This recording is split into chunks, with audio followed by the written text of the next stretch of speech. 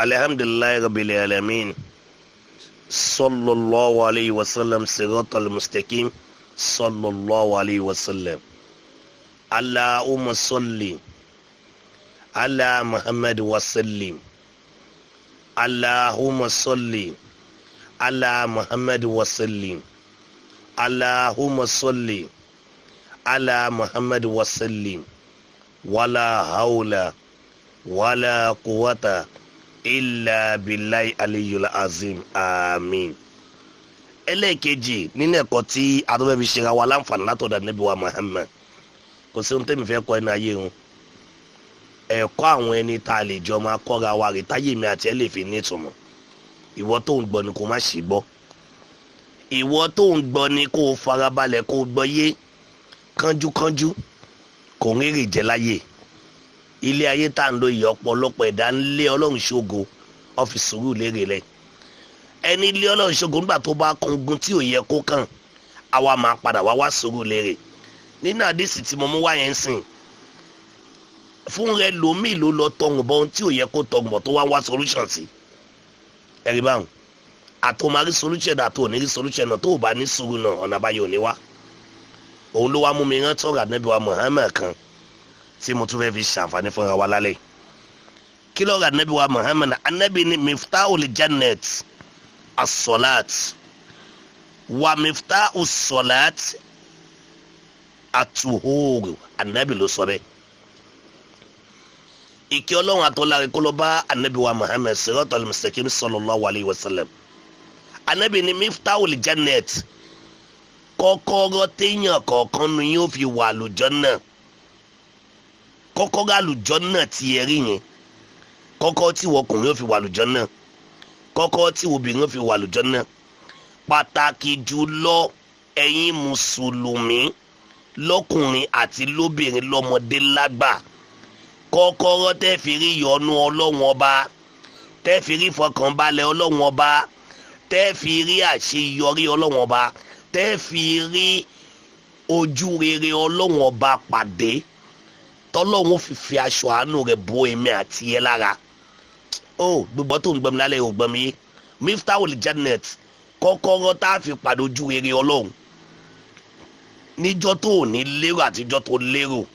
As-salat, òun náà làdúrà látara ìrun kíkí. Ó ti rí báwọn.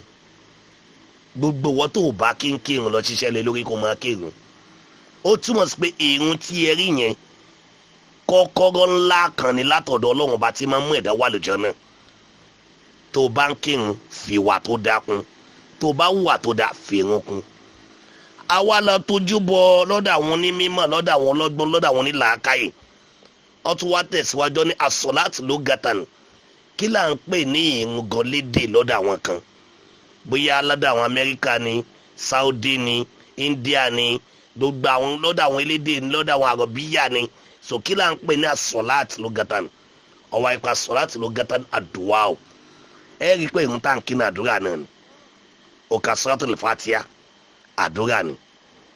Òkà suratul bí ilé lórí àdúrà ni. Tàbá forí tàbá tẹ́ kọ̀kọ̀rọ̀ àdúrà là ń ṣe mẹ́. Tàbá forí kọlẹ̀ fọlọ́run àdúrà náà ni. Bájọ́ òkà àtayá àdúrà náà ni. Ṣẹ́rí báwọn. Ó túmọ̀ sí pé gbogbo ẹni tó bá fẹ́ ní láti yọrí láyé àfi kó mójútó àdúrà. Ìṣẹ̀bẹ̀rẹ̀ àdúrà fẹ́ni tó dẹ̀ fẹ́ ní láti yọrí láyé ibi ìrun ló ti ń bẹ̀rẹ̀. Ibi kí ni mo pè? Ibi ìrun ló ti ń bẹ̀rẹ̀. Ibi kí ni mo pè? Ibi ìrun ló ti bẹ̀rẹ̀. Ṣòtìbẹ̀ l'Ànábì fi ní miftahul jannat, kọ́kọ́rọ́ tí ń bá àlùjánnà ṣiṣẹ́. As-salat, òun ni kíyàn máa kírun kó dẹ̀ máa ṣàdúrà. Ó ti ní kọ́kọ́rọ́ àlùjánnà lọ́wọ́ lálẹ́ inú. Ìwọ tó bá fẹ́ wà àlùjánnà tí wọ́n náà fẹ́ máa ṣiṣẹ́ rere, ìwà rere, tó fẹ́ máa bá àánú Ọlọ́run pàdé, tí wọ́n náà fẹ́ di ẹni ìfọ̀kànbalẹ̀ ńwájú Ọlọ́run, jẹ́ni tí ó máa kírun dédé báyìí. Tó o bá ti kírun gbà pé kọ́kọ́rọ́ àlùjánnà sí lọ́wọ́ ẹ̀. So expo l'Ànábì ti gbé fèmí àti ẹ. Tó o bá kí ń ṣàdúrà gbà pé ó lè ra àánú Ọlọ́run. Ẹni ṣàdúrà gan àánú Ọlọ́run ò tí ì dé tán sí. Káyọ̀tì wà tó pé wọ́n tó fi gbáyé rẹ̀ sùn tó ràdúrà jẹ. Ẹ̀rí báwọn.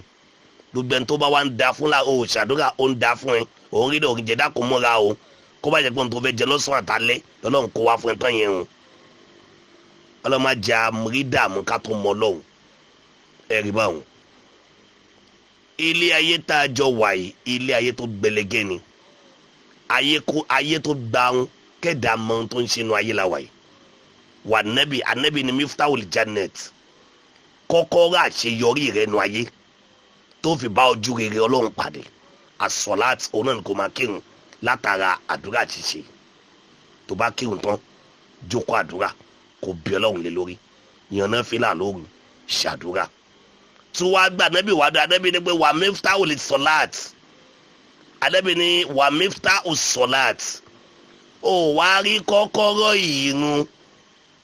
ìrun gangan ta ni o máa gàdá àdúrà ta ni o máa ṣe yẹn kí ni kọ́kọ́rọ́ rẹ̀ àtòwòrò òun náà ní ìmọ́tótó expo kanu ó túmọ̀ sí pé èèyàn ń fi ẹ̀gbin àti ìdọ̀tí èèyàn kì í fi sin ọlọ́run àmọ́ ẹlòmíì láládùúrà tòótọ́ ó sí ń tó sí tó bá ń bẹ pẹ̀lú mi tọrọ yìí yẹ tí ó dàgún ẹ lọ́wọ́ dákun pariwo sallallahu alayhi wa sallam lẹ́ẹ̀mẹ́ta tó bá dẹ̀ pariwo rẹ̀ gbogbo àkọsílẹ̀ ẹ̀bú tó wà nù ayé mi àti ẹ tó ti ní kò sọ́nà àbáyọ fún àbí táàmì yìí tó ta kọ kalẹ̀ ọlọ́wọ́ sì parẹ́ fíìmù àti ẹ dọjọ́ alẹ́ bísímìlà.